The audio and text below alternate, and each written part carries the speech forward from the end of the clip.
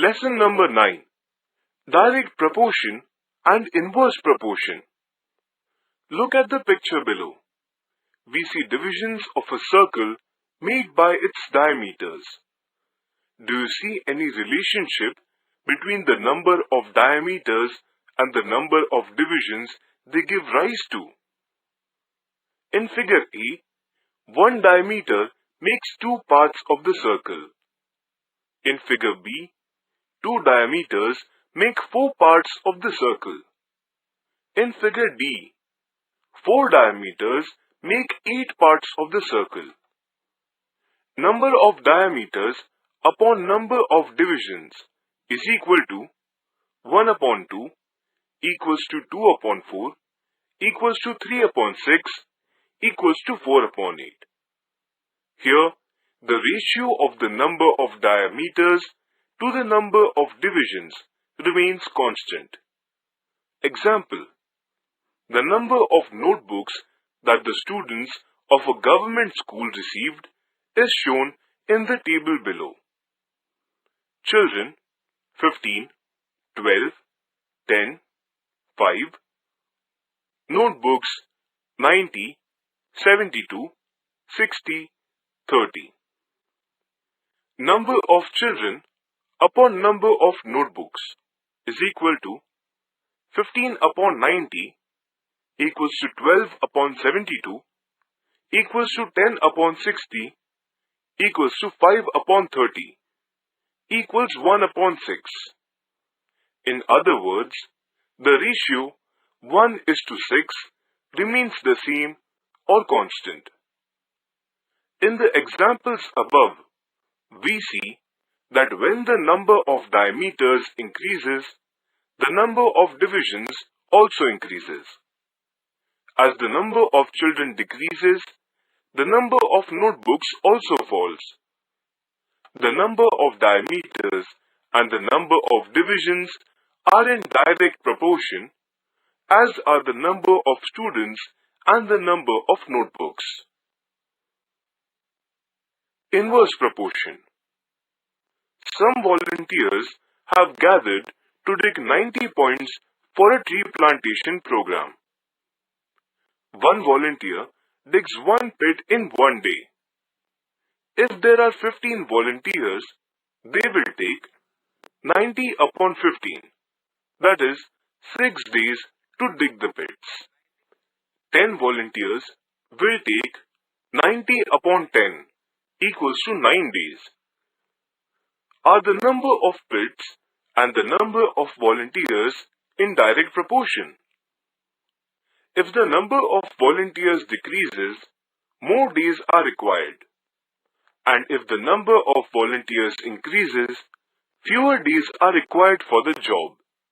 However, the product of the number of days and the number of volunteers remains constant. We say that these numbers are in inverse proportion. Suppose Sudha has to solve 48 problems in a problem set. If she solves one problem every day, she will need 48 days to complete the set. But if she solves 8 problems every day, she will complete the set in 48 upon 8, that is 6 days. And if she solves 12 problems a day, she will need 48 upon 12, that is 4 days. The number of problems solved in a day and the number of days needed are in inverse proportion. Their product is constant. Thus, note that 8 into 6 is equal to 12 into 4 is equal to 48 into 1. Partnership. When starting a business enterprise, money is required for an office, raw materials, etc. This amount is called the capital. Often, 2 or more people put in money for the capital. In other words, these people start a business by investing in the partnership. In a business partnership, all partners have a joint account in a bank. The profit made or the loss incurred is shared by the partners in proportion to the money each one has invested. Example: Jhelum and Atharva invested 2,100 and 2,800 rupees respectively and started a business. They made a profit of 3,500 rupees. How should it be shared?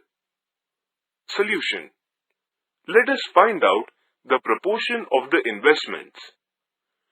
2,100 is to 2,800 is equal to 2,100 upon 2,800 is equal to 3 upon 4, that is 3:4.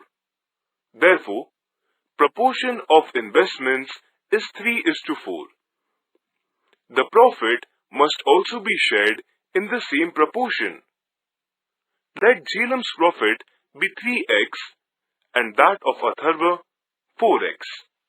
Then 3x plus 4x is equal to 3,500, as total profit is 3,500. Therefore, 7x is equal to 3,500. Therefore, x is equal to 500. Jhelum's share will be 3x, that is 1,500 rupees, and Atharva's share is equal to 4x, that will be 2,000 rupees. Lesson number 9.